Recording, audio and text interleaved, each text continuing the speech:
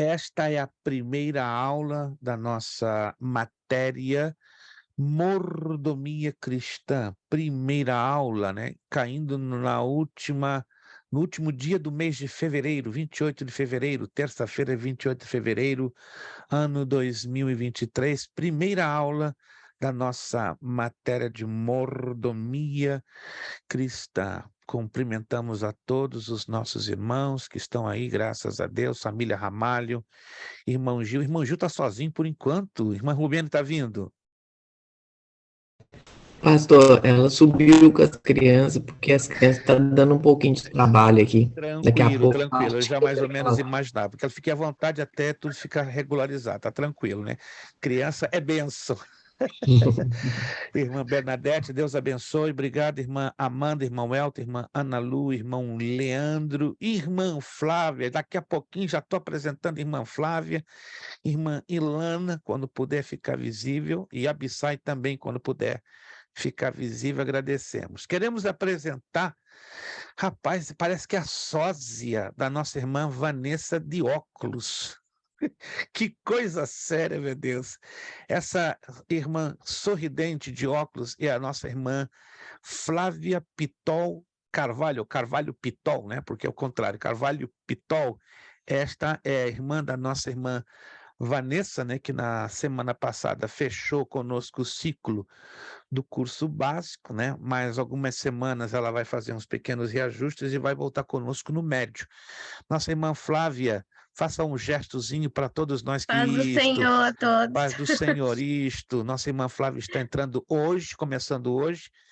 Damos as bem-vindas à irmã Flávia, né? Vai a irmã, vem outra irmã, que coisa séria. Parece que o lugarzinho estava reservado, guardadinho para a senhora, né? Vanessa não ia deixar o lugar vazio, né? Não, vou deixar a pessoa na minha altura, né? Eu acredito que vocês estão no mesmo nível, na mesma altura. Nós, o que dizemos à nossa irmã Flávia, difícil esse nome, né? Carvalho Pitol, né? Já ouvi um pitol há alguns anos na minha vida lá na Itália, né? Na Calábria. Então essa é a segunda vez que eu ouço um pitol na minha vida. O que nós dizemos à nossa irmã Flávia? Nós dizemos: Bem-vinda em nome de Jesus. seja bem-vinda em nome de Em Jesus, que nome o de Senhor Deus Jesus. possa manter a senhora firme, forte, animada, e aqui estamos, né, para lhe ajudar a despeito de que reconhecemos, né, que nós estamos batalhando bastante, né, para agradar o coração de Deus e também, na medida do possível, para atender às expectativas dos queridos irmãos, né? E nós entendemos, né, que nos dias de hoje está tão difícil agradar o coração de Deus, né? E se é tão difícil agradar o coração de Deus, que dirá agradar, né, o coração de terceiros, né? Ou como talvez os irmãos. Mas estamos aqui nos esforçando e Deus continuará nos dando a necessária graça. Como já postei, creio que vocês já devem ter lido nas nossas postagens, estendemos o prazo da entrega do questionário de escatologia, dia 10. Mas escutem, se surgir alguma situação extrema, como me refiro extrema, porque isso vai trazer um pouquinho de problemas para mim, né? Não que eu queira que você me traga problemas, a intenção não é essa, nem do aluno para comigo, nem da minha parte para com o aluno. Sabemos que a vida de alguns de vocês é muito corrida, muito difícil, muito acelerada, e o tempo fica desse tamaninho. Vamos trabalhar então com um prazo, dia 10 de março. Se chegar perto do dia 10, dia 7, dia 8, alguns de vocês chegarem à conclusão que não conseguem entregar o trabalho ou questionário de escatologia, me avise, pelo dia 8, dia 7, que aí vamos estender mais uma semana. Aí uma terceira data eu já não terei mais condições, porque aí já eu vou perder o controle, né? Porque eu tenho muita quantidade de tarefas, de provas, de trabalhos, de exercícios que eu estou corrigindo semanalmente com as demais turmas. Quantos estão me entendendo, gente? Quantos estão me entendendo? Quantos estão me entendendo? Isso que eu tenho certeza que todos estão me entendendo. Então, vamos manter a primeira data, dia 10 de março, Se por um acidente alguém não conseguir ainda me entregar no dia 10, vamos estender para mais 7 dias, ou seja, dia 17. Então, faça um esforço para me entregar no dia 10. Quem não conseguir por uma situação extrema, dia 17, e depois do dia 17 aí não posso fazer absolutamente mais nada. Vamos lá, então. Mordomia cristã. Uma matéria que vai mexer com cada um de nós, né? Porque ela tem muito a ver com aquilo que Deus nos tem dado a nível de talentos naturais, a título de dons, a título de capacitações, né? Nós nascemos com dons naturais, alguns chamam de talentos naturais. Com o passar do tempo, Deus nos dá algo que são chamados dons espirituais. Então, nós temos que discernir, né, o que é talento e o que é talentos naturais, humanos, e dons espirituais. Deixa eu dar um exemplo, só um exemplo, não vou devagar com muitos exemplos, porque o conteúdo bíblico é muito grande e nós vamos trabalhar somente com 5 aulas, não com 6, tá? Mas com 5 aulas. Tá? Ou seja, a aula de hoje, mas todas as aulas que vão vir aí no mês de março, né? E aí na primeira terça de março viramos a matéria. Não sei se vocês já ouviram falar de um compositor austríaco do século XVIII, muito famoso, chamado Mozart. Mozart. Alguém já ouviu falar de Mozart? Wolfgang Amadeus Mozart. Diz a história que com 5 anos de idade, Mozart escreveu a primeira camerata, ou a primeira, vamos dizer assim, ópera no piano, e se apresentou ao rei Frederico I da Áustria. 5 anos. Detalhe, Mozart nunca aprendeu a música e nunca passou por uma escola de música. Tudo que ele aprendeu de ouvido. Aí você vai me perguntar, é normal uma criança de 5 anos de idade fazer uma ópera no piano com todos os luxos de detalhes? Resposta, não é normal. Isso, então, é um talento natural, não é um talento sobrenatural. Reconhecemos que é Deus quem dá para quem quer. Então, Mozart tinha e levou toda a sua vida este talento fantástico da música. Outro talento, só com essa última, e aí fechamos, vai passar na apostila, Beethoven. Já ouviu falar de Beethoven? Beethoven foi de origem alemã, né? Era um músico alemão, e numa certa idade ele começa a ficar surdo, até ele ficar completamente surdo. Estranho que pareça, quando Beethoven fica completamente surdo, ele escreve a famosa Nona Sinfonia. Tchan, tchan, tchan, tchan, tchan, tchan, tchan, tchan. Alguém já viu a Nona Sinfonia de Beethoven? É fantástico. O homem completamente surdo. Surdo, gente, surdo. Já li 4 biografias de Beethoven. O homem estava surdinho da vida. Não tinha como. Como é que o homem consegue, surdo, fazer o que ele fez? Talento. É algo que Deus dá. Tem explicação lógica, humana? Nenhuma. O que tem a ver o que eu estou aqui trazendo com esses 2 exemplos? Porque Deus dá para nós talentos naturais, estranhos, incomuns, mas Ele nos dá, além dos talentos espirituais, que são chamados dons espirituais.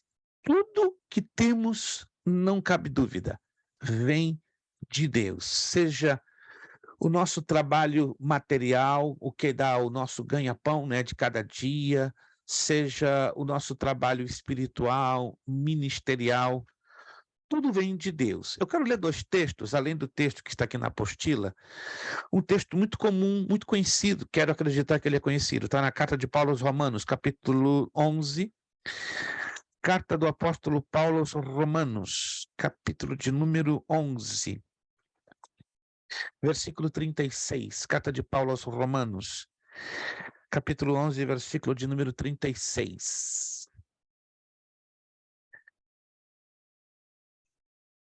Eu gostaria que todos, na medida do possível, pudessem ter esse texto aberto. Ele é bem conhecido, a menos que alguém, pela primeira vez hoje, vai estar lendo. Pode acontecer isso, né? Às vezes é um texto tão conhecido que se torna desconhecido, ele desaparece na poeira. Romanos 11:36, porque dele, por meio dele e para ele são todas as coisas. A ele, pois, a glória eternamente. Amém. O que Paulo está querendo nos ensinar? Porque dele, então ele é a fonte de tudo. Por meio dele, ele é a razão de tudo. E para ele é o destinatário de tudo que há em nós. Então, tudo que nós temos. Ó, a camisa que eu estou usando, você vai dizer, pastor, comprou, mas como que eu consegui o dinheiro para comprar a camisa? Ó, suei a camisa, literalmente. Trabalhei para ter o dinheiro, mas da onde veio o trabalho? Alguém me indicou, alguém me deu, alguém me colocou, mas, em última instância, da onde veio a indicação, a direção, a porta aberta? Da parte dele. Nada que nós temos, nada do que somos e nada do que fazemos tem ausência dele. Quantos estão me entendendo, gente? Tudo é dele. Tudo é por meio dele. E tudo é para ele. Vamos ler agora o texto que está na apostila, Lucas 12. Vamos à carta, não a carta, o Evangelho de Lucas, Dr. Lucas, capítulo 12, do verso 42 ao 48. Lucas 12, esse é um texto muito conhecido, acredito eu, faz parte da parábola do servo vigilante. Lucas 12, 42. Disse o Senhor: quem é, pois, o mordomo fiel e prudente a quem o Senhor confiará os seus conservos para dar-lhes o sustento a seu tempo? É a pergunta que Jesus faz. Bem-aventurado aquele servo a quem seu Senhor, quando vier, achar fazendo assim. Verdadeiramente vos digo que lhe confiará todos os seus bens. Mas se aquele servo disser consigo mesmo: meu senhor tarda em vir e passar a espancar os criados e as criadas, a comer, a beber e embriagar-se, virá o senhor daquele servo em dia em que não espera, em hora em que não sabe, e castigá-lo-á, lançando-lhe a sorte com os infiéis. Aquele servo, porém, que conheceu a vontade de seu senhor e não se aprontou, nem fez segundo a sua vontade, será punido com muitos açoites. Quem já leu esse texto? Alguém já leu esse texto alguma vez? Não? Já leu? Isso. Eu quero fechar o 48. Aquele, porém, que não soube a vontade de seu senhor e fez coisas dignas de reprovação, levará poucos açoites, mas aquele a quem muito foi dado, muito lhe será exigido. E aquele a quem muito se confia, muito mais lhe pedirão. É muito interessante aqui que o Senhor Jesus, ele dá uma visão profunda do que é a mordomia, ou seja, Deus dá o chamado. O chamado está na base da capacitação que ele vai dar. Em alguns, a capacitação é quase que assim, automática. A outros, ele dá uma capacitação progressiva, ou seja, que temos que fazer a nossa parte para que essa capacitação se revele, como, por exemplo, estudar, se dedicar, orar.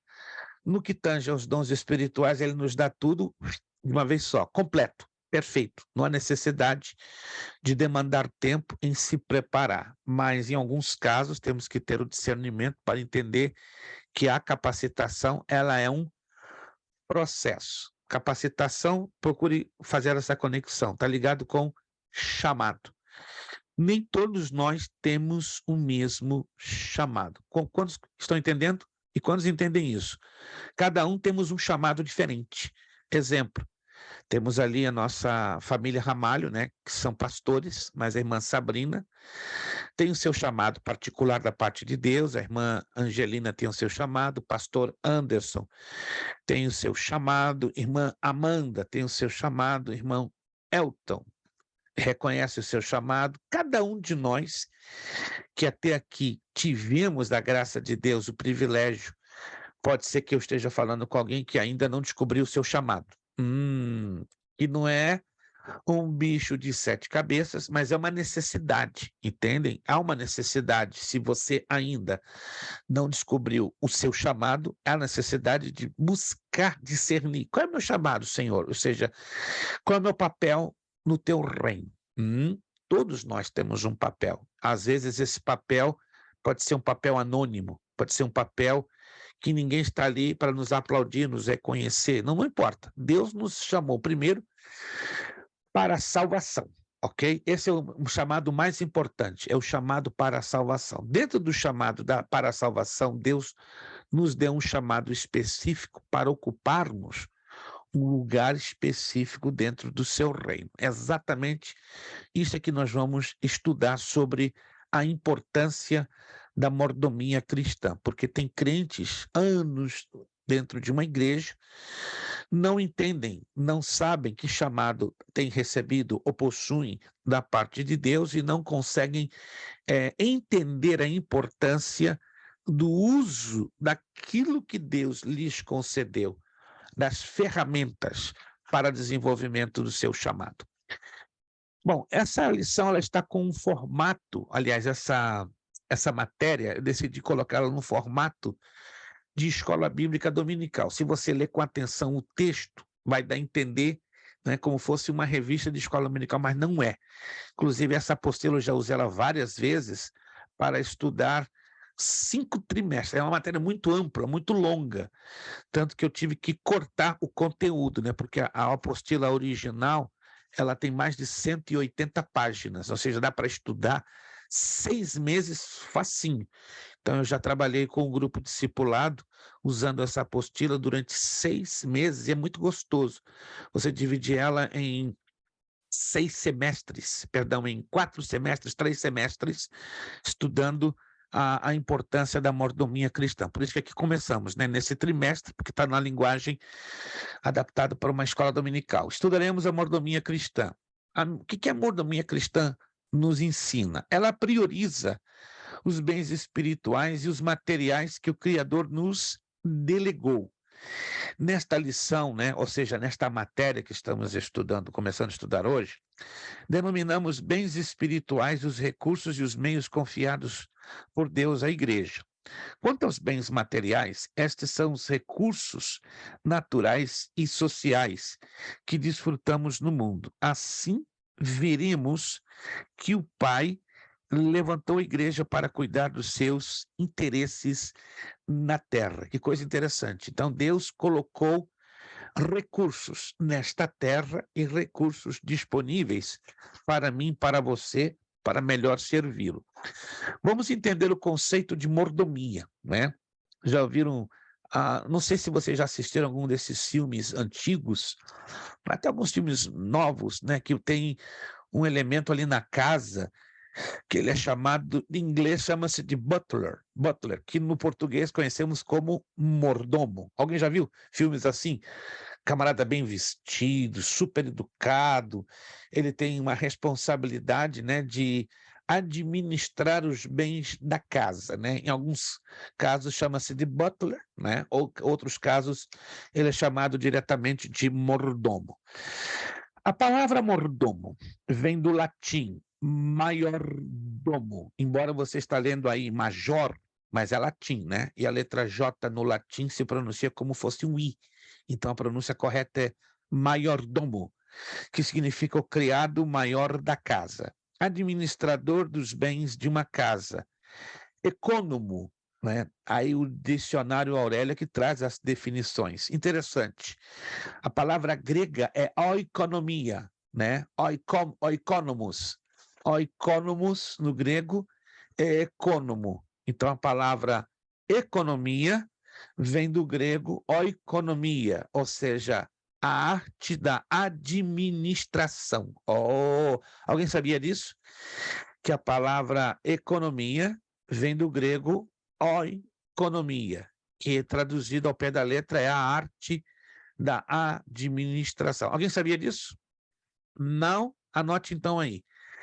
A palavra economia vem de uma palavra grega, é como eu estou pronunciando, oiko, O-I-K-O, N-O-M-I-A, oikonomia. Daí vem economia. A oikonomia, ao pé da letra, quer dizer a arte da administração. E se confunde hoje, nos dias de hoje, como a pasta do dinheiro, ou a administração do dinheiro. Mas, no sentido literal, a economia não é apenas a administração do dinheiro, mas é a arte geral da administração. E o econômico é o administrador de bens, materiais ou não. Na Bíblia, vamos entender então a economia na Bíblia. Na Bíblia, a função aparece diversas vezes como encarregado administrativo dos bens de um grande proprietário de terras. Tanto no Antigo quanto no Novo Testamento, essa função corresponde à de um administrador. Portanto, nós somos mordomos de Deus e, à luz do Novo Testamento, os líderes espirituais têm maior responsabilidade perante o Senhor da Igreja. Lucas 12:48 nos ensina isto, ou seja, Deus vai cobrar mais de quem ele dá. Quantos estão se lembrando disso? Se Deus dá para o irmão Gil, digamos, 500, dá para o irmão Otone 300 e para o irmão Leandro 1.000, dos três, quem Deus vai cobrar mais? Do irmão Leandro, do irmão Gil ou do irmão Elton Otone? De quem vai cobrar mais? Do Leandro. Olha, ele já levantou o dedinho, ele já sabe. Ganhou mais, 1.000. Então é dele que vai cobrar. Então ele tem que fazer isso aqui, ó. Meu Deus, o que é que eu vou fazer? Ele me deu 1.000, deu 300 para o Gil, deu 200 para o Elton, estou no sal. Se eu não trabalhar bem, vai ser pesado. E geralmente assim, a quem muito é dado, é cobrado. Esse é o que nós conhecemos na teologia, o peso do chamado. E geralmente é muito difícil nós entendermos o peso do chamado. Por quê? Só entende o peso do chamado quem vive o chamado, ou quem tem o chamado. Exemplo, muita gente diz, entendemos as dores de um pastor, de um missionário, de um líder de uma igreja. As pessoas falam isso por simpatia, vamos ser sinceros, mas entender no pé da letra não podem entender. Por quê? Porque não passaram por esse chamado, não vivem esse chamado. Então, ou seja, quem já é ou foi líder de igreja ou pastor de igreja, sabe o peso desse chamado, sabe as dificuldades, as contrariedades, né? Porque tudo funciona proporcionalmente dentro da área da mordomia, entende? Então é tudo proporcional ao que Deus nos dá. E volto a repetir, é difícil demais alguém entender o peso do chamado que Deus pode dar a A, B ou a C, a menos que esteja ou tenha vivido um chamado, uma responsabilidade bastante parecida. Então, vamos lá. Portanto, nós somos mordomos de Deus e, à luz do Novo Testamento, os líderes espirituais, como já falamos, têm maior responsabilidade perante o Senhor da Igreja. A palavra mordomia, a palavra significa cargo ou ofício do mordomo, mordomado. Sua origem está no termo grego oikonomia, acabamos de falar agorinha, e por isso encontramos em alguns textos do Novo Testamento, como na parábola do mordomo fiel, Lucas 16, do 2 ao 4. Então, nesse texto, a palavra oikonomia, a palavra grega, ela vai aparecer. Na Bíblia, a mordomia diz respeito a todo serviço que o crente realiza para Deus e o seu comportamento diante do Pai dos homens. É a administração dos bens espirituais e materiais, tanto no aspecto individual quanto no coletivo do ser humano. Assim, nossas faculdades espirituais, emocionais e físicas são objeto da mordomia cristã. Por isso, esta mordomia está ligada ao ensino da palavra de Deus. Pode ser uma coisa curiosa que eu vou dizer, mas é um dos ensinos ainda mais desconhecidos dentro da Igreja de Cristo. O estranho, né? Se ensina muita coisa, mas a mordomia cristã, ela é pouco ou quase nada ensinada, porque ela está ligada com ética cristã e ministerial. Uma coisa está puxando a outra, né? Então, mordomia, ética cristã e ministerial, teologia do obreiro, são várias situações que se conectam como fosse uma corrente, confirmando o sentido bíblico e a sua aplicação. Vamos lá. A mordomia espiritual do cristão. A mordomia do amor cristão. A mordomia cristã deve dar grande valor à prática do amor. Certa vez um fariseu resolveu testar Jesus quanto à sua visão sobre os mandamentos da lei de Moisés. Ele conhecia bem os 10 mandamentos. Olha que interessante isso aqui, olha. Abordando Jesus, indagou-lhe: Mestre, qual é o grande mandamento da lei? Mateus 22, 36. Jesus respondeu-lhe de maneira sábia, serena e consistente, porque Jesus sempre vai ser assim. Em alguns casos, Jesus era um pouco impetuoso, como ele encarou várias vezes aos escribas e fariseus. Aí ele responde: amarás o Senhor teu Deus de todo o teu coração. Preste bem atenção nisso aqui, que é muito interessante. Nosso Senhor não aceita dominar apenas uma parte do nosso coração. Ele o requer por completo. Quanto a isso, ele nunca fez concessões. Quem não é comigo é contra mim, e quem comigo não ajunta, espalha. Mateus 12, 30. O mandamento revela o objeto da nossa mordomia de amor. Fazer o bem ao próximo de forma concreta com obras que revelam a nossa fé. A fé sem obras é morta. Quantos lembram desse texto? A fé sem obras é morta. Mas nós não somos salvos pelas obras, somos salvos pela fé. Mas peraí, então, que contradição é essa que a Bíblia nos apresenta? Não se trata de contradição. Se trata de que se eu sou salvo, eu vou apresentar obras. As obras são fruto da nossa conversão. Então, se não apresentamos obras, tem alguma coisa errada. É como uma figueira plantada em solo fértil, não produzir figos. Lembra-se da parábola da figueira estéril? Jesus encontrou uma figueira, estava lá, né? Aliás, ele contou essa história, né? Porque teve aquele encontro da figueira e uma história que ele converteu numa parábola. Mas vamos à parábola. Que havia um dono de um campo e vários anos esperava com que aquela figueira produzisse alguma coisa. Aí o dono estava disposto a fazer o quê? Cortar e mandá-la para o fogo. Aí sugeriram ao dono: faz o seguinte, pega a figueira e enxerte-a no campo de uvas, na videira, e vamos dar um tempo para ela produzir. Se não produzir, corta, queima e joga no fogo. Ok, aceitou a ideia, a proposta. O dono do campo, ele pegou a figueira, transportou-a e enxertou-a dentro do campo de vinho, ou de videiras, ou de uvas. Deu tempo, passou o tempo, não produz nada, não deu nenhum figo, que não é estranho, né? Que é estranho. E o que aconteceu ao final daquele tempo determinado? O dono ordenou com que cortasse a figueira e a lançasse no fogo, pelo fato que ela estava plantada, entendam? Em boa terra, em bom terreno. Então era suposto aquela figueira ter produzido dentro daquele espaço de tempo proposto, era suposto dar o quê? Frutos, mas não deu fruto. E aí? Como é que ficou o negócio? Alguém se lembra dessa parábola? Quem se lembra?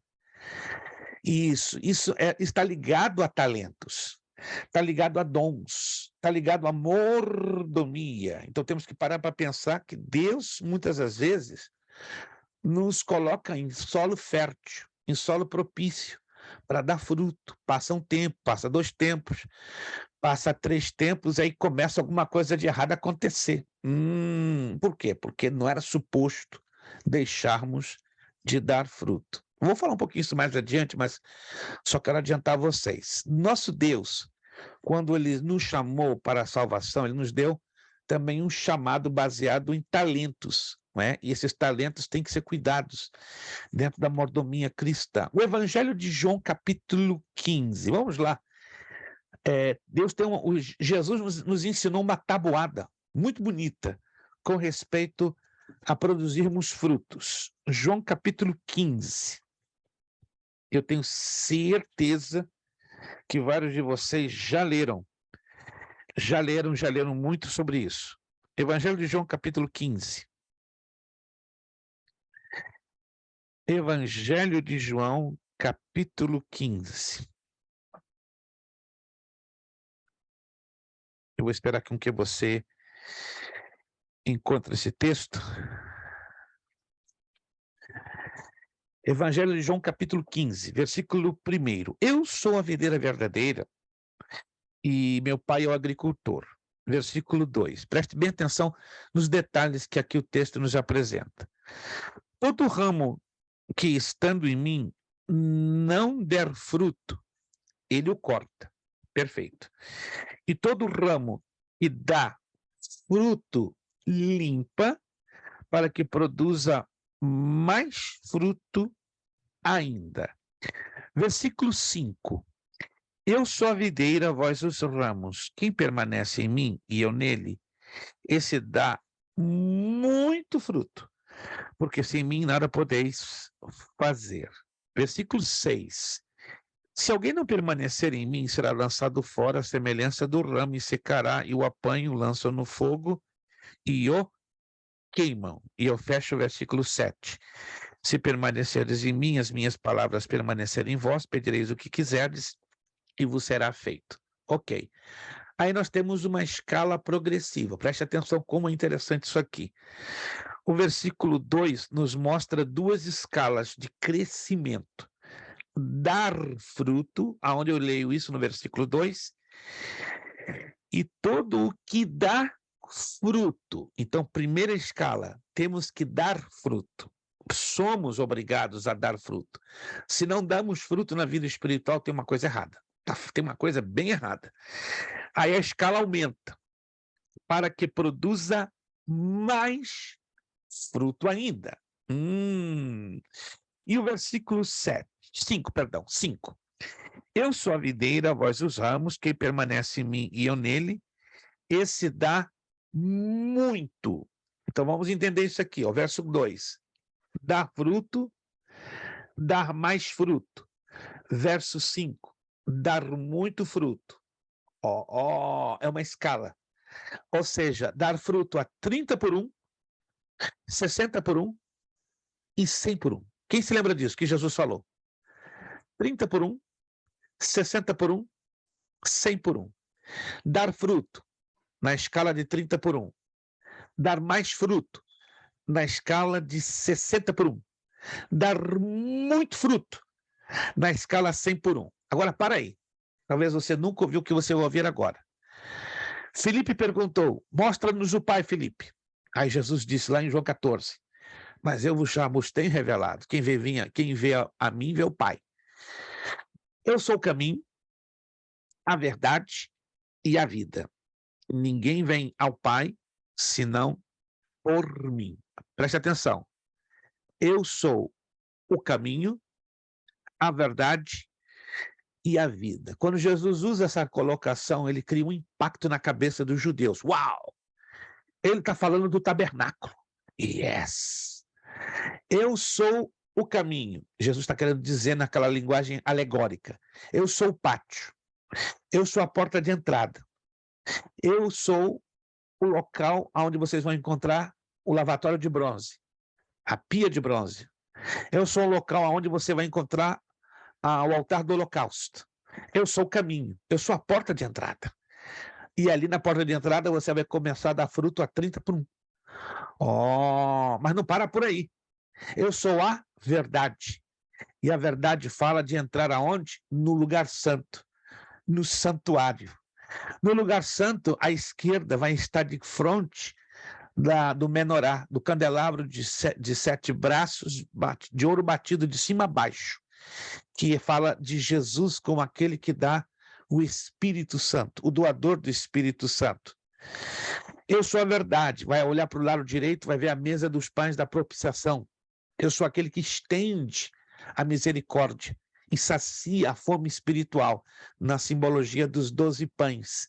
12 está apontando para as 12 tribos de Israel, mas 12 também aponta para o governo perfeito. 12 na Bíblia é o número do governo perfeito. No lugar santo, conhecendo Jesus como a verdade, olhando para frente, do lugar santo, vai encontrar quê? O altar do incenso. E o altar do incenso fala como Jesus, o nosso intercessor. Porque os sacerdotes faziam toda a intercessão aonde? No altar do incenso. Mas Jesus disse, eu sou o caminho, 30 por 1, eu sou a verdade, 60 por 1, e eu sou a vida, que dá muito fruto. E a vida fala do lugar santíssimo, onde está a Arca da Aliança, onde estava a Arca da Aliança, onde somente o sacerdote tinha acesso àquele lugar uma vez por ano. E ali o crente dá fruto a 100 por 1. No caminho, no átrio, quando eu conheço Jesus, eu sou uma criança espiritual, mas quando eu conheço Jesus como a verdade, dando fruto a 60 por 1, eu sou um jovem espiritual. Mas quando eu entro no lugar santíssimo, não é? Dando fruto a 100 por 1, eu conheço a Jesus como a vida. Que isso, pastor? É assim que funciona a alegoria do tabernáculo. E tudo ligado com a mordomia, ou seja, com aquilo que Deus nos deu para melhor servi-lo. Continuando, olha só. Jesus, então, quando amamos a Ele de todo o coração, Ele requer que o amamos a Ele por completo. Quanto a isso, Ele nunca fez, como repito, concessões. Quem não é comigo é contra mim. Quem é comigo não ajunta e espalha. O mandamento revela o objeto da nossa mordomia, fazer o bem ao próximo de forma concreta, com obras que revelam a nossa fé. De toda a tua alma e de todo o teu pensamento. O que isso quer dizer? Aqui o Senhor Jesus enfatizou que, além de todo o coração, o primeiro mandamento exige toda a alma e todo o pensamento de uma pessoa. Essa é uma base bíblico-doutrinária para dizer que a mordomia cristã valoriza a interioridade do crente. Logo, absolutamente tudo no interior do cristão, coração, alma e pensamento, deve estar voltado para Deus, que é o centro de todas as coisas. Amarás o teu próximo como a ti mesmo. Essa é a parte mais difícil do mandamento. O segundo mandamento enfatiza que, na medida em que amamos a Deus de todo o coração, alma e pensamento, devemos amar o próximo como a nós mesmos. Tal mandamento é relevante para a nossa mordomia, pois no mundo atual, sem qualquer ranço pessimista, pode-se ver que o desamor é a tônica entre pessoas, famílias, países e até mesmo entre alguns que se dizem cristãos. Vou dar um exemplo. Se eu amo o irmão Elton como a mim mesmo, um exemplo, eu estou ambicionando por um Rolls Royce, um carro caro. Um Rolls Royce, quero um Rolls Royce na minha garagem, de $500 mil. Se eu amo o irmão Elton como a mim mesmo, eu vou desejar o mesmo para ele. Olha que coisa curiosa. Eu não vou desejar ele um Toyota Camry. Irmão Elton, Deus te abençoe com um Toyota Camry. Eu fico com o Rolls Royce. Amar ao próximo como a si mesmo, vamos ser sinceros, é difícil, porque requer sacrifício. E essa é a parte mais complicada da mordomia. Até que ponto estamos dispostos a nos sacrificar pelo nosso próximo?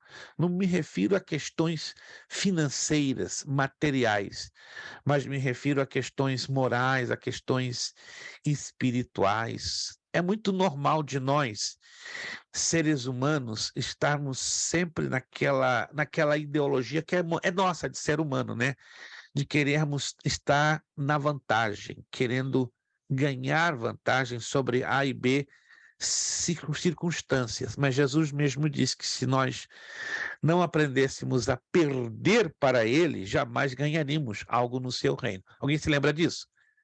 Jesus mesmo falou que aquele que não aprender a perder com ele, jamais ganharia no seu reino. Mas é muito normal de nós, seres humanos, queremos ganhar a razão, ganhar vantagem, ganhar isso, ganhar aquilo, e aí esse posicionamento se esbarra frontalmente com este mandamento, amar ao próximo como a si mesmo. Eu pergunto a vocês, biblicamente, alguém se lembra o que Jesus falou exatamente sobre o verdadeiro amor ao seu próximo? Tem um texto que ele é muito forte. Ele é tão forte que quando costumamos a ministrar em trabalho de obreiros, os obreiros ficam agitados, ficam tudo nervosos. Não, eu acho que Jesus se enganou com esse texto. Não. É um texto, está no Evangelho de João, já dou essa dica. É um texto muito forte. Esse texto, Jesus diz exatamente o seguinte, essa é a forma que você tem de amar o seu próximo e ponto final. João 3,16. Qual? João 3,16. Não, irmã, tem outro mais forte ainda. Tem um que é um tiro no pé. Tem um que é fortíssimo. E muitos de nós não gostamos de falar desse texto. Está no Evangelho, não é? Como seu Não é inimigo 3,16. mesmo? Hein? Seu áudio está muito longe, irmã Sabrina. Meu Deus, acho que vocês têm que colocar um microfoninho. Aquele que fala que a gente tem que dar a vida pelos nossos irmãos? Irmã Sabrina, esse é difícil, vamos ser sinceros. Esse é duro, esse é complicado. João 15:13. Esse é duro, vamos lá. João 15:13. Esse texto é dificílimo. Vai me dizer que é fácil? Estamos mentindo. Eu estou há 54 anos da minha vida cristã lutando para viver esse texto e, olha, eu chego a gemer. Não estou aqui dando uma de religioso. É muito difícil. João 15:13. Ninguém tem maior amor do que este, de dar alguém a própria vida em favor dos seus amigos. Amigos. E aí? E pelos inimigos? Opa! Calma. Não me responda. Vamos ser sinceros. Esse texto é fácil de ser vivido? Sim ou não? Vamos lá. É difícil demais. É difícil demais, mas não é impossível. Se fosse impossível, o Espírito Santo não seria incoerente de colocar dentro do texto sagrado. Concordamos com isso? Se está escrito aqui, é porque é possível, mas com a ajuda dele, com a graça dele, com o poder dele. Sem ele, esquece, não funciona de jeito. Você pode passar anos servindo a Deus que não adianta. É um grande desafio, porque tem muito a ver com o nosso ser, o nosso homem pecador que precisa a cada dia ser vencido, superado e conquistado. Então anote isso. Esse é o texto mais difícil da mordomia cristã em praticá-lo de forma plena, de forma absoluta. É muito difícil.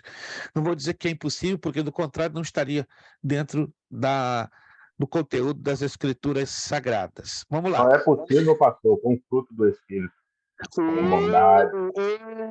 Irmão Elton, já começou arrancando um pontinho aí, já ganhou 50. Só é possível com o desenvolvimento do fruto do Espírito. Aí tá, eita! Aí nós bondoso, chegamos à conclusão. bondade. Sem o fruto do Espírito, esqueçamos. Vamos ficar 50 anos querendo buscar cumprir esse mandamento. Por que muitos não conseguem cumprir esse mandamento? Pela ausência do fruto do Espírito. Vamos rapidinho lá, Gálatas capítulo 5. Anote isso aí, isso é sério. Eu não consigo amar como João 15:13 me ensina. Resposta, porque ainda está faltando o fruto do Espírito. Está em tempo para cada um de nós correr atrás e pedir: Senhor, desenvolve dentro de mim O fruto, ele é para ser desenvolvido. Os dons já vêm completos, perfeitos lá do céu, não tem que se fazer nada. Agora, o fruto a gente tem que correr atrás. Temos que nos quebrantar, temos que abrir mão, temos que reconhecer as nossas falências, os nossos fracassos, as nossas misérias e falências. Quando nos esvaziamos de tudo e reconhecemos que tudo em nós realmente pode estar bloqueando ou atrapalhando o Espírito Santo de nos usar, aí chegaremos ao ponto que o Espírito Santo pode desenvolver em nós o seu fruto. Gálatas capítulo 5, verso 22 e 23. Mas o fruto do Espírito é amor, alegria, paz, longanimidade, benignidade, bondade, fidelidade, mansidão, domínio próprio. Contra estas coisas não há lei. Oh, que coisa linda!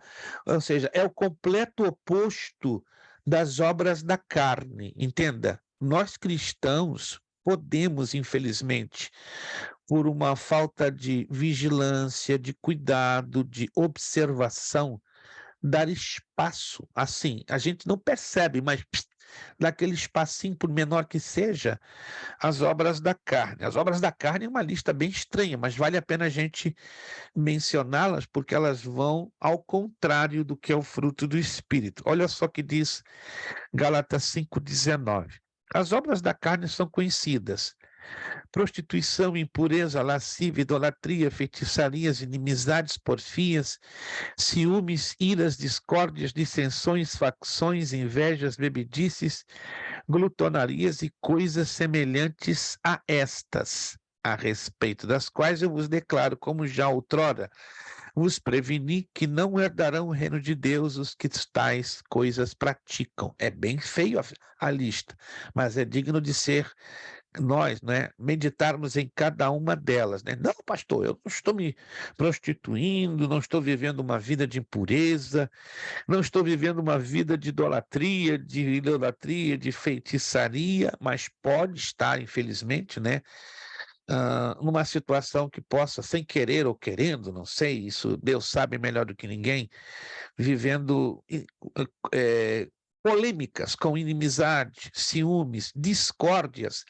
É normal, é natural termos discordâncias, claro, não é? Somos pessoas diferentes e aqui estamos é para concordarmos só com a palavra de Deus. O que o aluno possa opinar aqui em sala de aula é um direito que a ele lhe cabe, não é? Que sejamos éticos em saber discordar. Mas existe aquela discordância que cria o quê? Divisão, como diz aqui, facção, que cria transtorno, que cria confusão. Lembre-se que o nosso Deus é Deus de paz. Deus não é Deus de confusão. Quem se lembra desse texto lá da primeira carta aos Coríntios 14? Deus não é Deus de confusão, mas é de paz no meio das igrejas. Quando observamos que numa discórdia, numa discordância, que, repito, vai ser normal, não é? Digamos que o irmão Leandro discorde de uma parte da apostila. Não, pastor, não estou de acordo. É o direito dele. Aí eu terei que sugerir a ele estudar, averiguar, analisar o pano de fundo dos textos bíblicos para que a coisa ficasse mais esclarecida. Não é que eu esteja querendo a ele impor o meu ponto de vista. Eu não estou aqui para impor o que eu penso, o que eu acho. Estou aqui para apresentar o conteúdo bíblico. Se ele vai aceitar ou não, é um detalhezinho dele, entende? Se ele for discordar de mim, ele tem que entender que, à luz da Bíblia, a discordância tem que ser cuidadosa, dosada. Quando essa discordância ela passa dos limites, ela dá uma brechinha, não é? Para a nossa carne e dá uma brechinha para o inimigo das nossas almas, cria o quê? Confusão. Então, a partir do momento que entra a confusão, já não temos o Espírito Santo trabalhando. Quando estou entendendo, gente? E como é importante entendermos que isto afeta a nossa mordomia, a nossa capacidade de melhor servir a Deus. Então, que Deus nos ajude a cuidarmos muito desses aspectos que parecem pequenininhos, né? Irrelevantes, mas são de grande importância para que sejamos bons mordomos. Está aqui no 1.3. Amarás o teu próximo como a ti mesmo. O segundo mandamento enfatiza que, na medida que amamos a Deus de todo o coração, alma e pensamento, devemos amar o próximo como a nós mesmos. Tal mandamento é relevante para a nossa mordomia, pois no mundo atual, sem qualquer ranço pessimista, pode-se ver que o desamor é a tônica entre pessoas, famílias, países e até mesmo entre alguns que se dizem cristãos. 1.4. Quem é o próximo? Esta foi a grande pergunta feita por Jesus após contar a parábola do bom samaritano ao doutor da lei. O nosso próximo é um familiar, esposo, esposa, pai, filho, irmão, primo, sobrinho, etc. É o nosso irmão em Cristo, nosso vizinho, professor, o colega de trabalho, o carente ou socialmente escolhido. Assim, o mandamento revela o objeto da nossa mordomia de amor, fazer o bem ao próximo de forma concreta, com obras que revelam a nossa fé. Olha que interessante, é o que eu falei agora há pouco sobre o Tiago 2, 14 e 17. Mordomia da fé cristã. Estamos chegando lá no ponto. A palavra fé, ela vem de uma palavra grega pistis, que no latim é fides, daí fidedigno ou fidelidade. Traz a ideia de confiança que depositamos em todas as providências de Deus. Mas a melhor definição de fé foi anunciada pelo autor da Epístola aos Hebreus, virando a página, ao descrevê-la com profunda inspiração divina. Ora, a fé é o firme fundamento das coisas que se esperam e a prova das coisas que se não veem. Hebreus 11, 1. Aqui há 3 características essenciais à fé. Preste aqui com muita atenção. A Bíblia, ela traz a essência da fé. E muitas das vezes lemos e não entendemos a essência da fé. Número 1, ela é o fundamento ou a base para a confiança em Deus. 2, ela envolve a esperança ou expectativa segura do que se espera da parte de Deus. 3, ela é a prova das coisas que não se veem, mas são esperadas por uma convicção antecipada. Vamos colocar isso agora em linhas práticas? Vamos lá? Preste atenção nessas 3 coisas. Ela é o fundamento, a base para a confiança em Deus. Ela envolve esperança, expectativa segura do que se espera da parte de Deus. Ela é a prova das coisas que não se veem, mas são esperadas por uma convicção antecipada. Eu gostaria que 3 alunos, se possível, tá? Não quero indicar, a menos que seja eu necessário ou obrigado a fazê-lo, que pudessem, em rápidas palavras, colocar isso de maneira prática, né? O que você entende do ponto 1, do ponto 2 e do ponto 3, aplicado à sua vida. Vamos lá.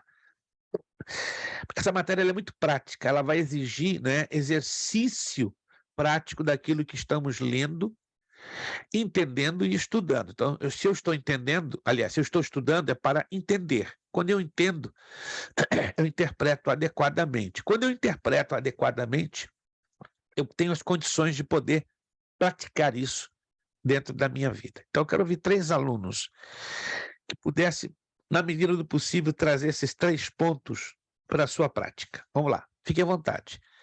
Se os 3 não se manifestarem, eu vou escolher.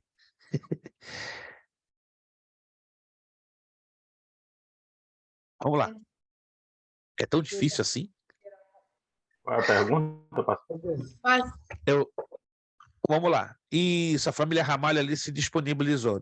Procurem colocar o áudio, que é o que vocês acreditam que estão com um probleminha de áudio.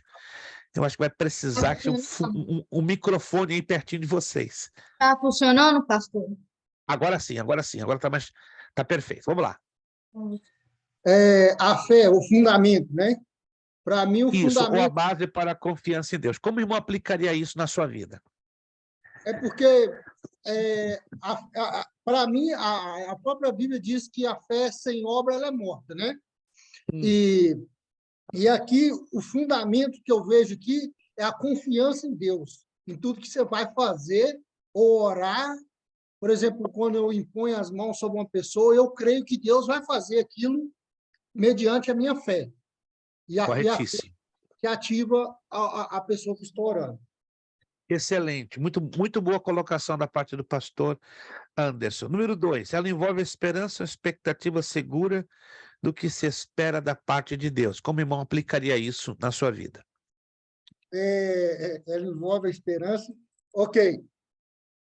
Eu vejo assim, né? A esperança, né? Como, vamos botar aí. Eu costumo dizer assim, a minha esperança, ela morreu, mas ao terceiro dia ela ressuscitou, de Jesus Cristo. Então, a minha fé e a minha esperança está em Jerusalém, de quando eu partir dessa terra aqui, que eu tenho fé que vou estar lá. Amém? É a minha segurança, pastor, e na palavra de Deus. Perfeito. E o número 3, ela é a prova das coisas que não se veem, mas são esperadas por uma convicção antecipada. Como o irmão aplicaria isso na sua vida? O vento balança daqui, balança de lá e a gente não vê ele. Mas nós sabemos que ele está ali. E a minha fé é desse jeito. Pode estar de cabeça para baixo, eu acredito que vai dar certo. Pastor Anderson pregou bonito nessa noite sobre os 3 aspectos da fé. Rapaz, né? Olha o que a mordomia faz. Parabéns, pastor. Está gravado e, se o senhor me permitir, eu vou usar esses 3 pontos como esboço de uma mensagem sobre os 3 alicerces da fé genuína. Gostei. Olha, sem querer, o pastor entrou na matéria de homilética, que ainda vamos estudar aí na frente. Aí, se o senhor me permitir, eu vou usar essas 3 deixas suas, né? Vou fazer um esboço, mas vou mencionar, ó, by Anderson Ramalho, né? Por mim, não.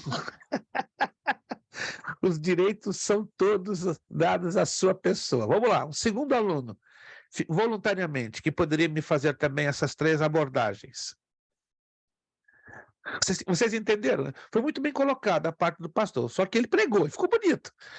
Ficou bonito do planeta. A ideia não era a pregação, mas ele pregou e ficou bonito. Parabéns.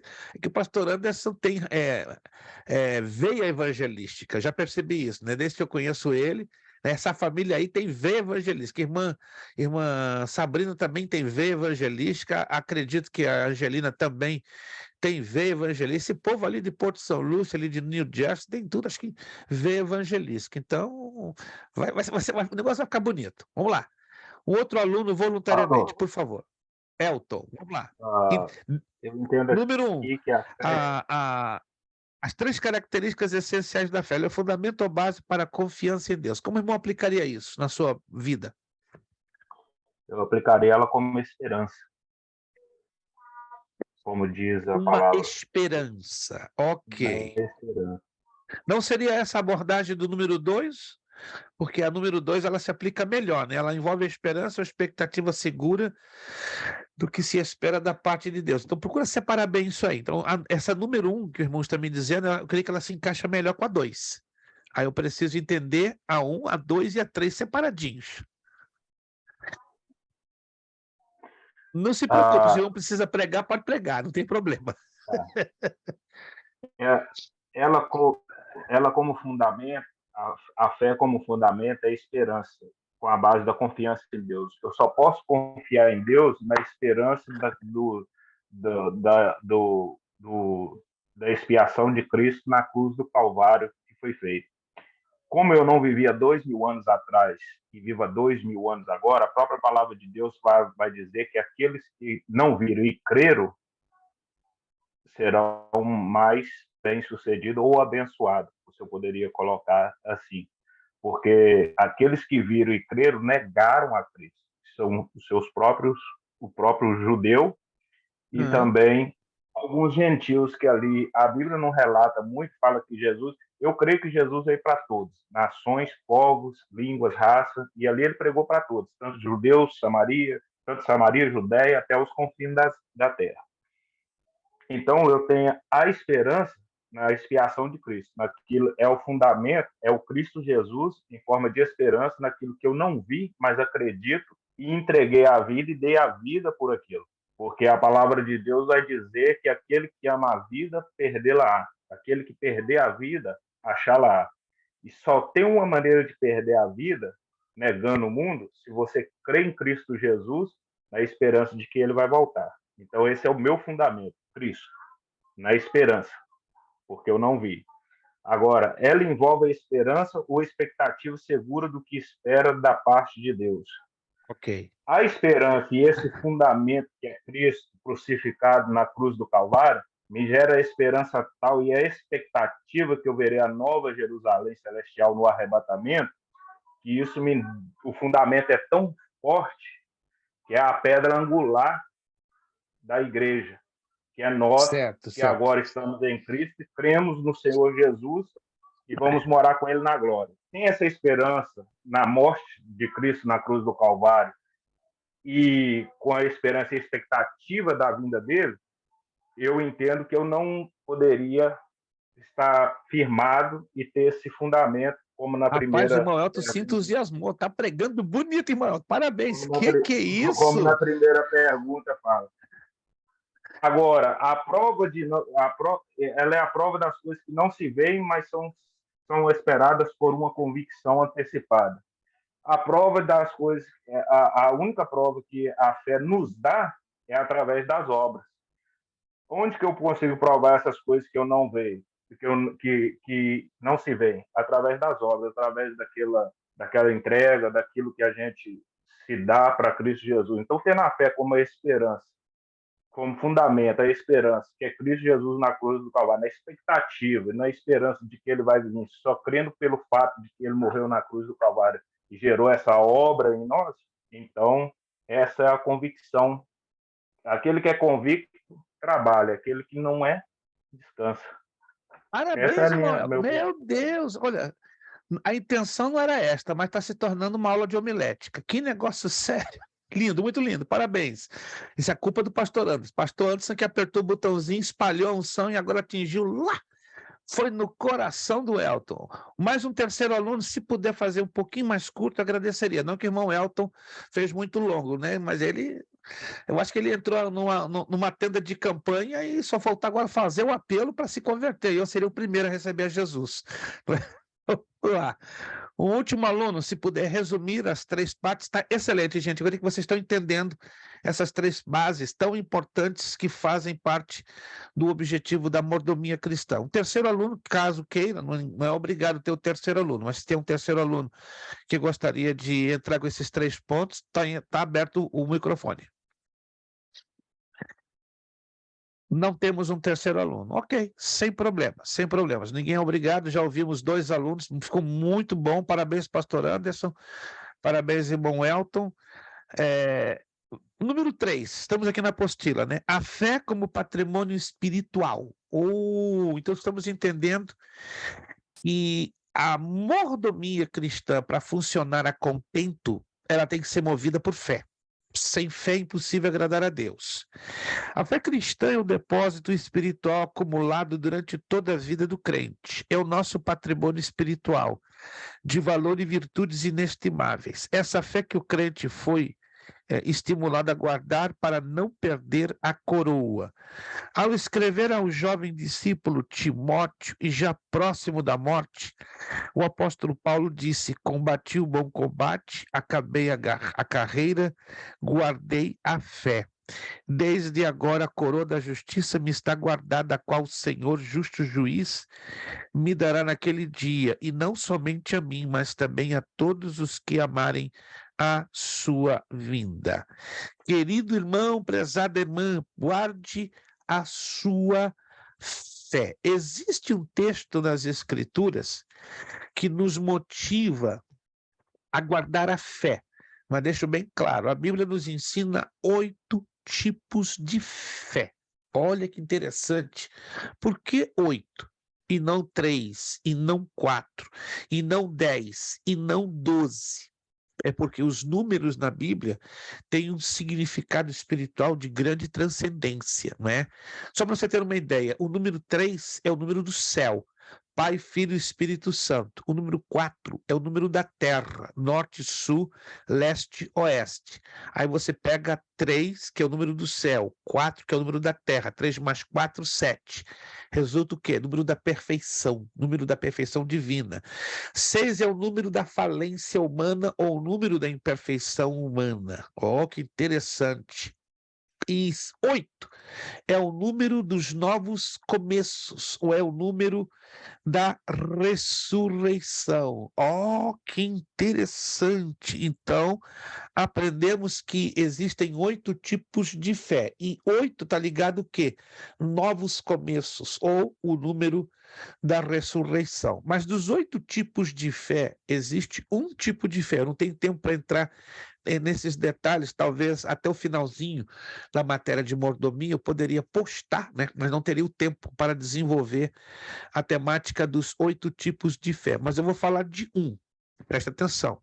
Ele é o primeiro tipo de fé que eu recebo depois que eu conheço a Jesus Cristo. É considerado o mais importante tipo de fé que eu e você recebemos depois que conhecemos ao Senhor Jesus Cristo. E a Bíblia dá uma ênfase, uma chamada de atenção a batalharmos por esta fé que nos é entregue. Olha só que interessante, uma única vez em nossas vidas. Isso quer dizer, é como se essa fé fosse um tesouro que ele é dado uma vez, digamos, para o irmão Gil. O irmão Gil, então, ganha um tremendo de um diamante.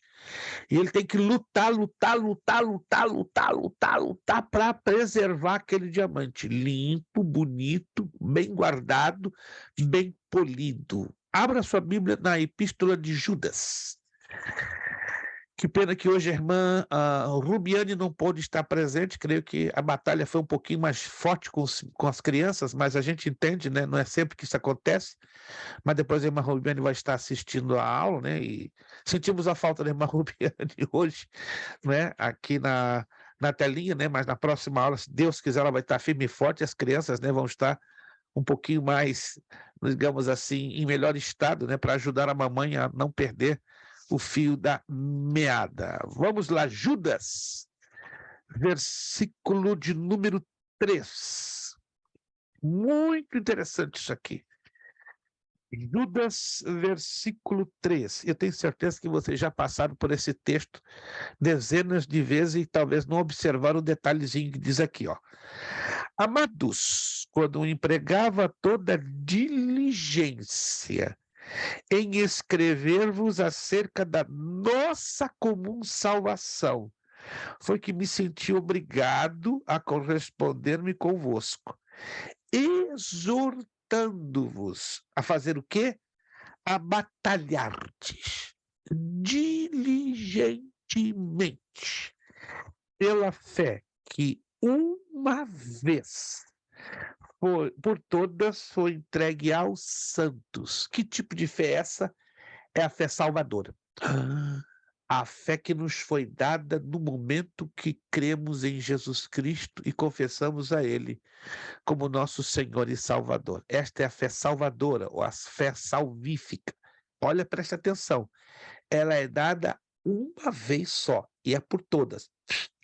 Por isso que eu usei o exemplo do diamante. Eu dei um diamante daqueles para o irmão Gil. O irmão Gil vai ter que guardar, polir, proteger este diamante, senão dá problemas.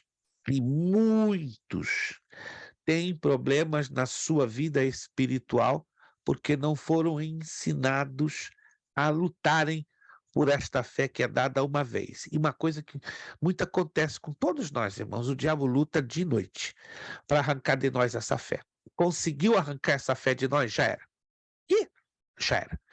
Perdemos o foco do equilíbrio, perdemos o foco da graça de Deus, perdemos o foco dos propósitos de Deus. Podemos até continuar na igreja, servindo a Deus, mas é como uma peça importante para o nosso avanço espiritual perder-se a conexão. Deixa eu fazer uma pergunta a vocês que costumeiramente dirigem, têm carro. No entendimento de vocês, a menos que haja algum técnico em mecânica de automóveis aqui entre nós, eu não sei, né? Eu não saiba.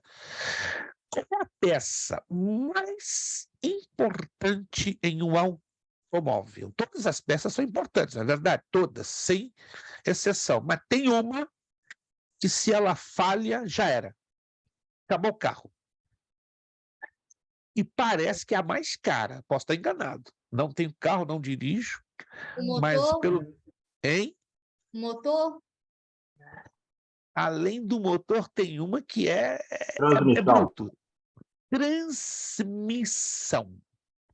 Motor é importante? Claro, não temos uma gota de dúvida. Mas e aí? Se a transmissão quebra, como é que fica? É ou não é a parte mais cara de um carro? O motor quebrou, não é tão caro. Tem o seu custo de substituição, concorda comigo? Mas entre a troca de motor e a troca de transmissão, qual é a troca mais cara, mais difícil, que dói mais no bolso? o Não é a motor, transmissão? Hein? motor, É o motor ou a transmissão? Vamos lá, gente. motor. Quem opina por motor? Aí o negócio ficou engraçado agora. Porque uma transmissão, ela varia entre Tá baixinho o som, pastor Anderson. Vamos lá. uma transmissão, ela varia entre 2.000 a 2.800. Um motor, conforme o motor, por exemplo, motor a diesel é acima de $9.000. Um motor a É diesel. caríssimo. Essa informação eu tenho. E agora, o motor a gasolina depende do modelo do carro, a transmissão é mais barata, e depende do motor do carro, o motor é mais barato. Então, varia entre vários fatores. Entre vários fatores. Então, poderíamos dizer que as duas peças bem mais caras em um veículo seria motor e transmissão. Mas varia muito, de modelo para modelo, de carro para carro, de situação para situação. Então, vamos tomar como isso, tá? Motor e transmissão. Quem sabe, sabe. Ó, especialista, qualquer problema que você tenha no seu carro, olha, eu faço questão até de fazer um cartãozinho e postar no grupo, né? Anderson Ramalho, pastor, pescador, caçador de jacaré. Vamos abrir o pastor, é 1.001 utilidades. Não, a senhora falou tudo. Só perde para Leonardo da Vinci, que foi o maior polímata da história. Ô, pastor, estou com saudade do senhor. Já sei aonde eu vou levar o meu carro quando eu conseguir um carro. Casei com ele. Olha, eu tenho que aprender mecânica de automóveis com o pastor Anderson. Não está tão longe, né? Se Deus assim nos abençoar indo para Tampa, eu faço qualquer loucura para viajar de Tampa para Porto São Lúcio, só para aprender ao lado desse Gamaliel. Meu Deus, que coisa linda. Gente, por que eu estou usando esse exemplo? A mordomia cristã também ela tem certas peças, elas têm certos implementos importantes para que ela funcione. E, sem dúvida nenhuma, o mais importante é a fé. Mas, como eu já falei, são 8 tipos de fé, mas a mais importante, ela é dada uma só vez, para mim e para você. É a fé salvadora. Por isso que o diabo luta, colocando dúvidas, incertezas, na verdade, inconsistências. A nossa fé salvadora, ela depende de ser amadurecida, compreende? No momento que podemos, com a graça de Deus, fazer com que esta fé seja amadurecida, o nosso caráter espiritual também é na mesma proporção amadurecido. Aí nós vamos lá em 1ª Carta de Paulo aos Coríntios, capítulo 3. Aí vamos descobrir os 3 tipos de pessoas: as pessoas naturais, carnais e espirituais. As carnais, as naturais, são aquelas que não tiveram uma experiência, um encontro com Jesus Cristo. São as pessoas sem Cristo, sem Deus, sem experiência com o Espírito Santo. Já as pessoas carnais são os crentes que conheceram Jesus, têm o Espírito Santo, mas estão divididos, não é? Entre as atitudes do velho homem e as atitudes do novo homem, que é segundo o Espírito. Eu costumo dizer que o crente carnal, ele joga nas duas pontas, né? Ele parece, às vezes, um bipolar espiritual. Mas por que ele tem essa bipolaridade? Porque ele não está amadurecido de todo. A sua fé salvadora ainda não foi de todo amadurecida. Então, ele vai ter reações. Ora, às vezes, de um crente crescido, amadurecido, grande, coerente, equilibrado, e ora ele vai ter um comportamento de uma criança espiritual, né? E cria, claro, grandes dificuldades, né, no relacionamento entre irmãos, né? Você conhece aquela pessoa que cria pequenas dificuldades ou grandes dificuldades nos relacionamentos, não é questão de apontar o dedo e dizer que fulano está sendo assim, assim, assim, assado. Geralmente aquelas pessoas que têm uma dificuldade nos relacionamentos, elas estão com um certo problema ligado com a sua maturidade. E esta maturidade, analisa comigo à luz da palavra, com a sua fé. Não, pastor, não toca na minha fé. Alguém certa feita me disse. Não toca na minha fé porque é uma coisa muito minha. Só essa reação da pessoa em dizer isto, não toca na minha fé, ela está aí demonstrando com as suas palavras que não é suficientemente madura. Porque uma pessoa que tem convicção, maturidade da sua fé, ela não vai ter essa reação. Quem está me entendendo, gente? Ela não vai ter esse tipo de discurso, de palavras. Ela vai ouvir, entrou por um ouvido, saiu por outro, porque ela tem convicção da sua fé, que a sua fé está madura. Mas nem todos, né? Tem uma fé amadurecida, toma-se tempo, toma-se um trabalho do Espírito Santo, toma-se um trabalho de a pessoa reconhecer que precisa da sua fé ainda ser amadurecida, né? Mas por que estou batendo nessa tecla? Porque é o combustível da mordomia. Se eu posso servir bem, para eu servir bem, eu tenho que ser maduro. Para eu ser maduro, olha só, eu tenho que ter esta fé abalizada, essa fé robustecida, esta fé fortalecida. É complicado isso? Sim e não. Vai depender muito do reconhecimento da nossa necessidade. Ao escrever o jovem discípulo Timóteo, já próximo da morte, o apóstolo Paulo diz, está aqui na apostila: combati o bom combate, acabei a carreira, guardei a fé. Desde agora a coroa da justiça me está guardada, a qual o Senhor, justo juiz, me dará naquele dia, e não somente a mim, mas também a todos que amarem a sua vida. Então, guardar a fé é primordial, mas não se esqueça, a fé salvadora. Ela é a mais importante, ela precisa ser batalhada, como diz aqui Judas, porque é o que Satanás faz para arrancar de nós, e arrancado de nós já era. Aí é como arrancar a transmissão e o motor do seu carro espiritual. E aí, pastor Anderson não vai fazer o conserto, porque não tem como fazer. Tá? Se arrancar o seu motor e a sua transmissão espiritual, esquece, não vai ter mecânico na face da terra que vai fazer o conserto, porque isso aí é sério, é grave. Temos que lutar na graça de Deus para que o inimigo das nossas almas, ou mesmo os nossos impulsos humanos e emocionais, venham a causar danos a esta fé que foi dada uma vez a cada um de nós. Está compreendendo essa parte? Alguma dúvida? Alguma dúvida? Está bem esclarecido? E isso aqui é importante ficar bem esclarecido, porque a gente vai avançar agora num terreno bem delicado, mas delicadíssimo, você está entendendo? Caminhar em mordomia, caminhar em cima de um pântano. É bem delicado, né? Porque vai falar com cada um de nós naquela questão: estou bem servindo a Deus ou não? Vamos lá.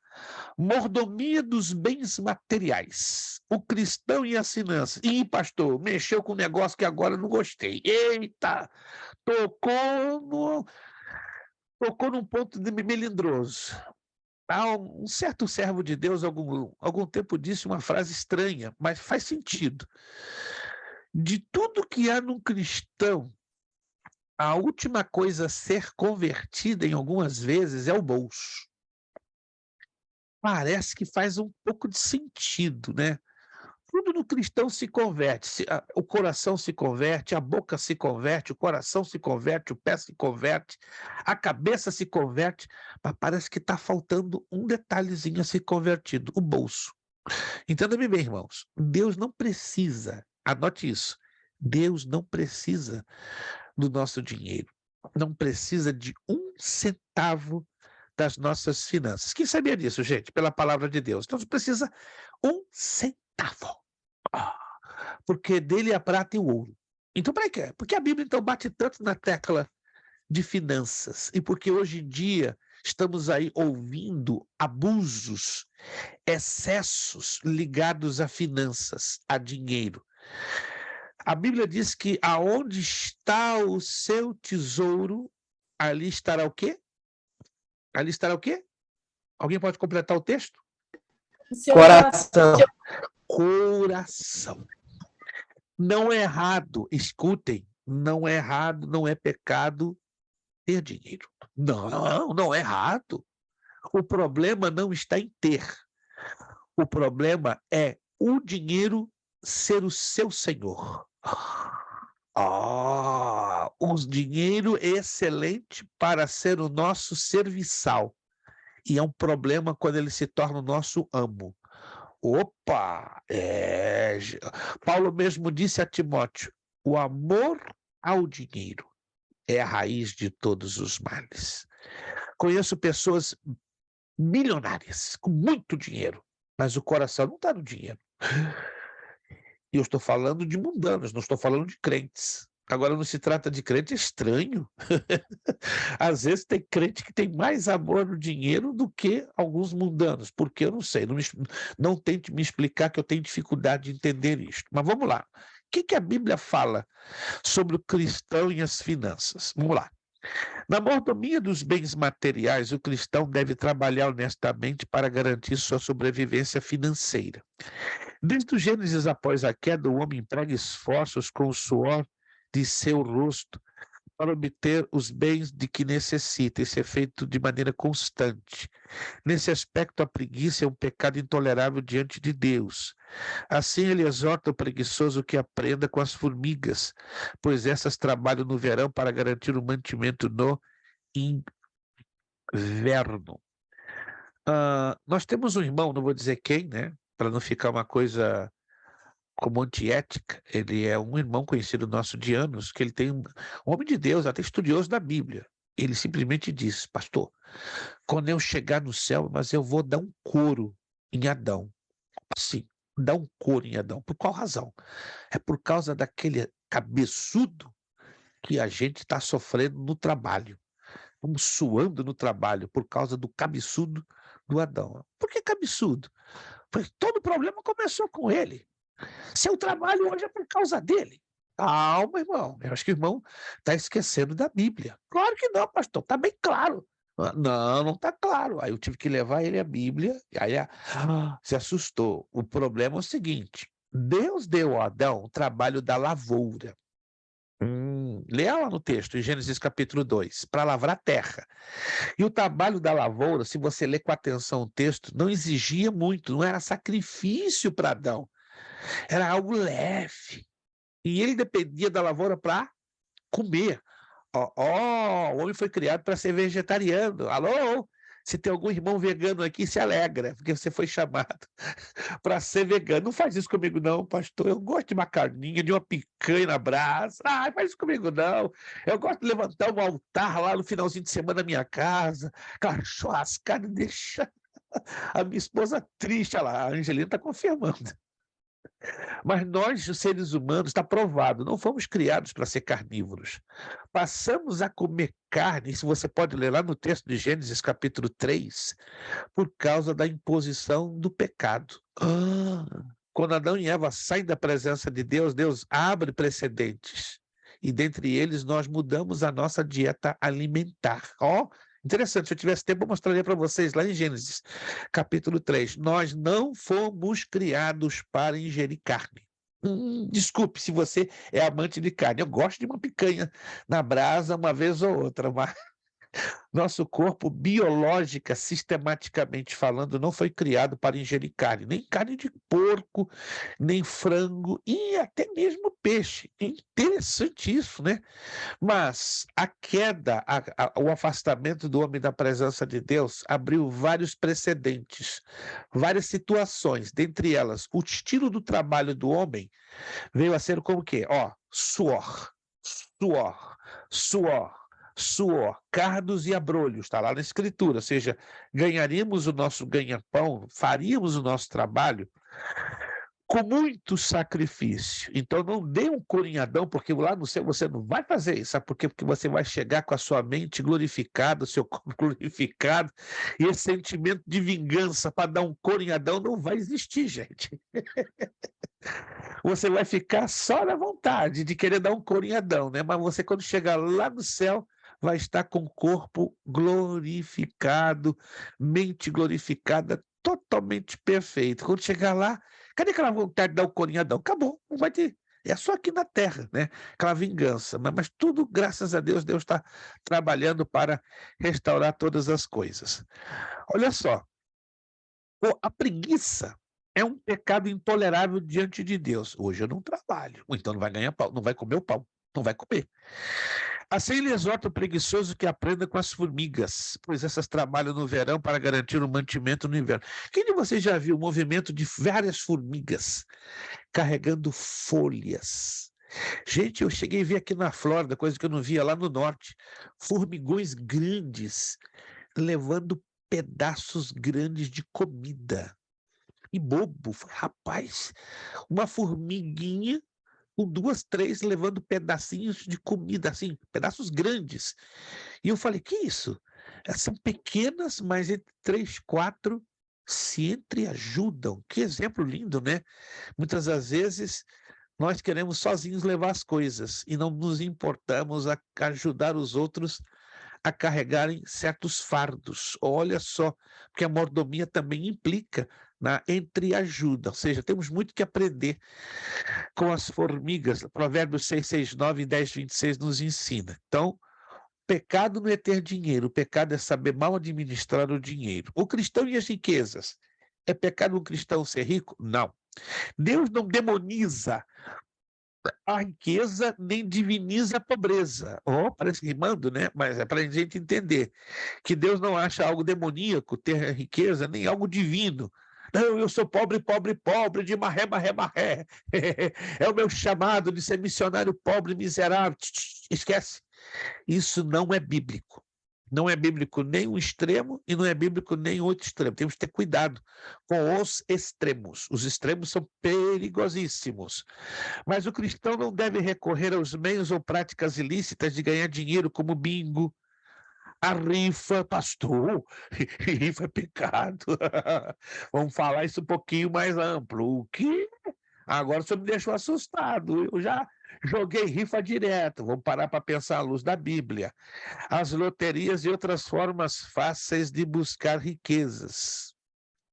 Eu conheço igreja que vive de rifa em rifa. Senhor, tem um negócio errado. Ué, Provérbios 28:20 me ensina isso. Vamos lá em Provérbios 28:20? Opa, então a menos que alguém ou não conheça esse texto ou está brincando com esse texto. E isso aqui não é religiosidade, não. Isso aqui é Bíblia. E nem é minha interpretação. Tá doendo, eu sei. Falar desse assunto vai doer um pouquinho.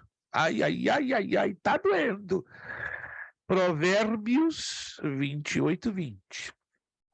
O homem fiel será acumulado de bênçãos, mas o que se apressa a enriquecer não passará sem castigo. Se eu for tomar aqui uns 15 minutos para falar da origem da rifa, vocês vão se assustar. Eu posso postar algum artigo que eu escrevi há 42 anos, mas a rifa tem uma base pagã terrível. Terrível. Que poucos conhecem. Por isso, se deve evitar. Loteria é mais escancarado, é mais rasgado, dá mais na cara. Eu conheço 4 pastores que jogam, você pode não acreditar, jogam semanalmente na loteria. Ele já ganhou, um desses pastores já ganhou em um ano mais de 2 milhões de dólares. E você acredite ou não, dá o dízimo do que ganha na loteria, que é o mais estranho. Meu Jesus, que? E eu pergunto, pastor, você não sente a sua consciência pesada? Eu estou abençoando a obra. Como? Dando o dízimo do que o senhor ganha na loteria. Peraí, só um pouquinho. Me ajuda a entender isso. Me ajuda a entender Provérbios 28:20. Se o senhor me ajudar a entender, ok, aí vamos fazer uma mudança em algumas coisas na minha vida que precisam ser feitas. Irmão Elton, por favor. Ô, pastor, esse texto aqui vem na minha mente, o que nós fazemos muitas das vezes, igual eu cheguei aqui na América mesmo, antigamente eu trabalhava muito antes de converter, e às vezes a gente trabalha 18 horas, eu sei dos compromissos, às vezes é muito puxado e essas coisas, só que nesse versículo aqui, quando fala no final, não ficará sem castigo. Conheço muitas pessoas, tem um amigo, tem um irmão nosso lá da igreja, E foi para o Brasil cheio do dinheiro agora. Só que, porém, ele faleceu com câncer. E aí ele falou que se Jesus curasse ele ia fazer a obra do Senhor. Só que ele já está passado de idade, procurou juntar o dinheiro, veio a enfermidade e ele queria a cura para fazer a obra. Irmãos, esse é um assunto que pode incomodar um pouquinho a vocês. Prestem atenção. Mas vamos procurar as bases bíblicas. Vamos analisar com a mente aberta. Não é uma opinião minha. Ainda que você tenha a sua, e respeitaremos, claro. Mas vamos confrontar as opiniões com o que a Escritura Sagrada nos ensina. Isso é muito sério, porque nós estamos vivendo num tempo aonde as opiniões de terceiros parece que prevalecem mais do que os conceitos bíblicos. E quando apresentamos os conceitos bíblicos, pode soar como uma religiosidade ou um fanatismo, e a coisa não é. 5 minutinhos para terminarmos a nossa aula. A Bíblia mostra que a avareza é a idolatria ao dinheiro, ou seja, uma compulsão para enriquecer a qualquer custo. É uma escravidão ao vil metal. Sobre isso as Escrituras também asseveram, porque o amor ao dinheiro é raiz de toda espécie de males. E nessa cobiça alguns se desviaram da fé e se traspassaram a si mesmo com muitas dores. Então, todo o cuidado com respeito às finanças, aos bens materiais, é pouco. Volto a repetir, não é errado você querer ter uma melhoria de vida, você querer ter mais um pouco, mas temos que ter muito cuidado. Quais os meios que eu estou usando, amparados pela Bíblia, para ter o meu ganha-pão, o meu sustento? A questão não é ter dinheiro, é os meios que nos levam a ter esse dinheiro. Ô, pastor, Sim. deixa eu perguntar ao senhor. Não tem aqueles também que faz consórcios? Não tem? As chamadas pirâmides. Que tem uma pessoa que toma conta, entra aquele grupo, aí vamos supor, tem $10 mil. Aí entra aquele grupo de pessoas, aí você sorteia, aí o primeiro quem comanda o dinheiro que fica, né? O segundo fica com aquela pedra.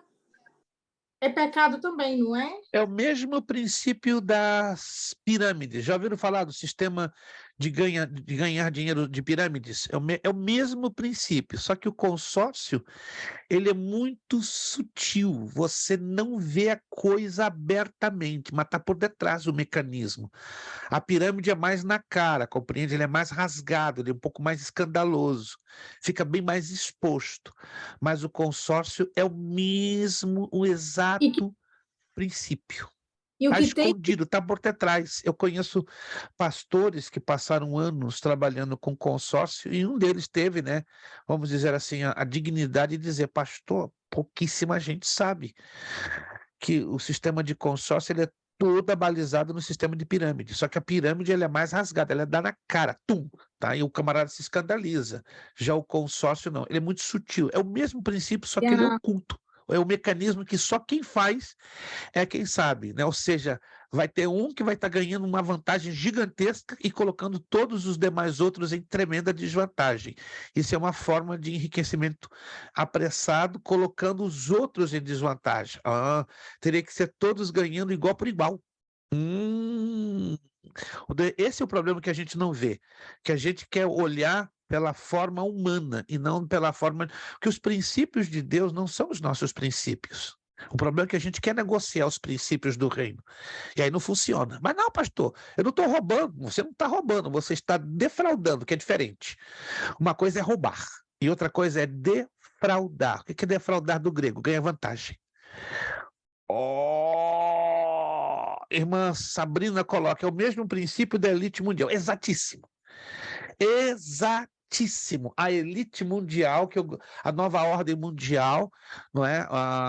Os Rockefellers, os Rothschild trabalham com esse exato princípio. Irmãos, nem tudo que reluz é ouro, pode ser bronze polido. E temos que ter muito cuidado com respeito a isso aqui, ó. Que Deus nos ajude, nos dê a graça, nos dê o discernimento para saber como manuseamos isso aqui. Rápido, irmão, que eu tenho 3 minutos para terminar. Então, esse bolão que você, por exemplo, é o bolão que eles fazem, por exemplo, que você dá 100 durante o período de 5 meses para adquirir $500, e Sim. 10 pessoas e cada um ganha $500, biblicamente errado. Pensa comigo. Quem está administrando o bolão vai ganhar muito mais do que os demais que ganhariam 500. É um princípio, é um mecanismo, irmão. Esse mecanismo não muda. Yep, isso é tirar vantagem. E isso, aos olhos de Deus, é pecado. Bolão, elite mundial, pirâmide, consórcio, tem todo o mesmo mecanismo. Eu queria ter tempo para explicar isso. Todos funcionam dentro do mesmo mecanismo. Eu vou tentar. É um assunto muito amplo e controversial. Sim. E tanto pastores, missionários envolvidos nisso.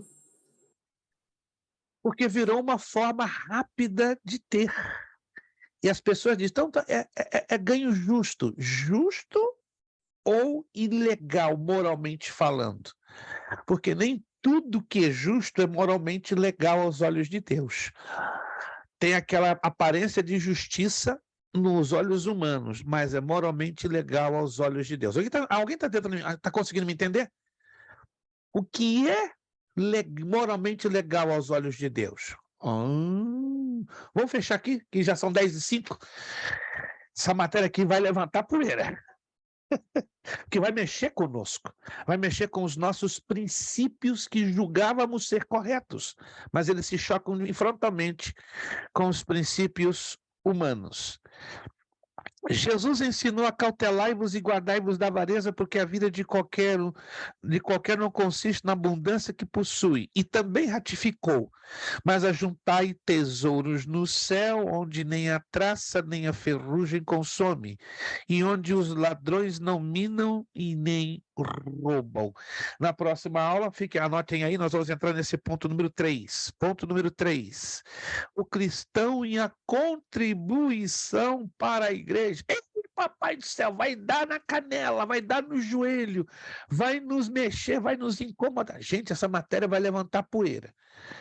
Se alguém aqui se escandalizar com a palavra de Deus, eu não me espantaria, não me surpreenderia.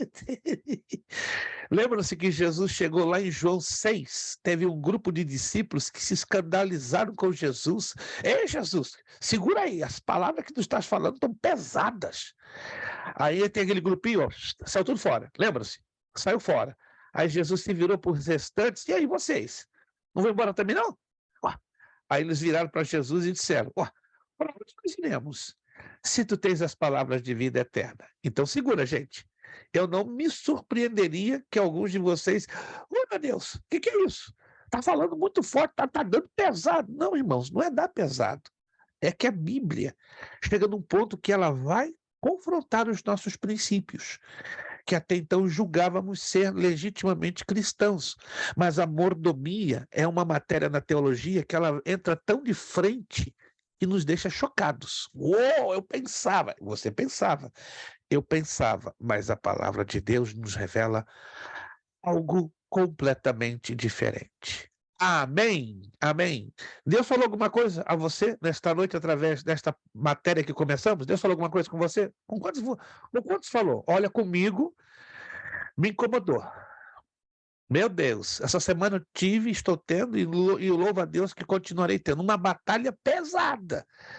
Uma batalha pesadíssima, graças a Deus, e continuarei tendo, porque falar da Escritura Sagrada é isso aí, é sermos alvos de batalhas espirituais, e nos 2 últimos dias é só batalha que eu estou tendo, mas estou feliz, porque graças a Deus, né, quando nós temos batalha, contrariedades, setas, várias situaçõezinhas, é prova que Deus está aprovando para a glória do seu santo nome, não é? O empenho que estamos humildemente tendo para transmitir um pouquinho, né? Um grãozinho de areia da gloriosa palavra de Deus. Vamos orar ao Senhor, nosso Deus, vamos pedir. Nosso irmão Leandro Bonjour, né? Nós estávamos com saudades de ver o rosto do irmão Leandro, estivemos na ilha, não tivemos condições de revê-lo, mas não vai faltar oportunidade, ainda vou voltar esse ano na ilha, só por sua causa, irmão Leandro, só por sua causa, não vou fazer compromisso nenhum com ninguém, vou ter 2 dias no hotel só para ter alegria de estar com vocês, sabia? Né? Vou esperar o senhor lá, pastor, pode marcar o dia aí.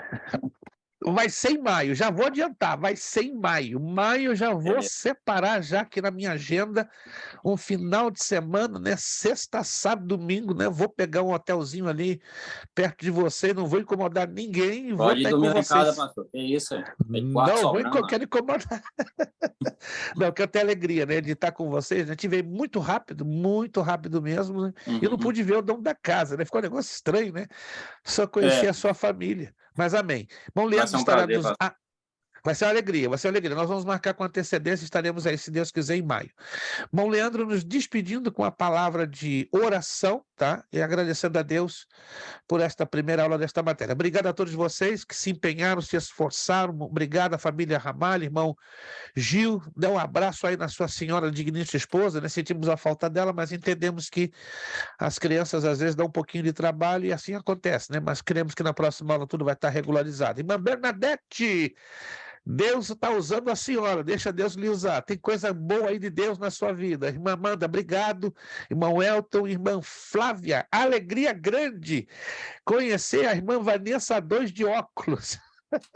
E de cabelos compridos, né? Porque a irmã Vanessa tem cabelo curtinho, né? Mas é cópia, não tem igual, como diz minha sogra, a senhora é o clone da sua irmã, meu Deus. Obrigado, irmã Meire, irmão Leandro, que daqui a pouco vai estar orando, irmã Ilana, com o nome de Daniel Pena, né? Mas hoje até me confundiu, Daniel Pena. Quem é Daniel Pena? É Ilana, desculpe. Irmã Nalu, obrigado, Deus abençoe. A Abissai, que hoje não pôde ficar com o vídeo aberto, Deus abençoe a todos vocês poderosamente. Irmão Leandro, nos agradecendo com uma palavra de oração e nos encontramos na próxima semana. Isso aí, dia 7 de março, tamo aí agarradinho na segunda aula de mordomia cristã. Irmão Leandro Bonju, com a palavra de oração nos despedindo. Pai eterno e poderoso, Senhor, mais uma vez, ó Pai, eu levanto a minha voz para agradecer ao Senhor por tudo, Senhor. Obrigado, ó Pai, por mais esse dia, por mais essa oportunidade, Senhor, de exaltar e engrandecer o Teu santo nome. Sou grato ao Senhor, meu Deus, por estar aqui reunido junto com meus irmãos, Senhor, aprendendo um pouco mais da Tua palavra. Abre, Senhor, nossos corações, a nossa mente, para que possamos, Senhor, a cada dia mais, aprender um pouco mais, Senhor, dos Teus mistérios, das Tuas palavras, Pai.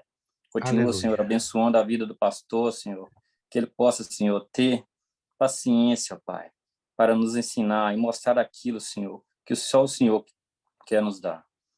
Sou grato, Senhor, por tudo, ó Pai. É o que eu lhe peço e lhe agradeço em nome de Jesus. Amém, amém. Nosso lema, seriedade. Seriedade. Compromisso. Disciplina. E disciplina. Seriedade. Compromisso. Disciplina. Seriedade. Compromisso. Disciplina. É necessário que ele cresça. E que eu diminua. É necessário que ele cresça. E que eu diminua. É necessário que ele cresça.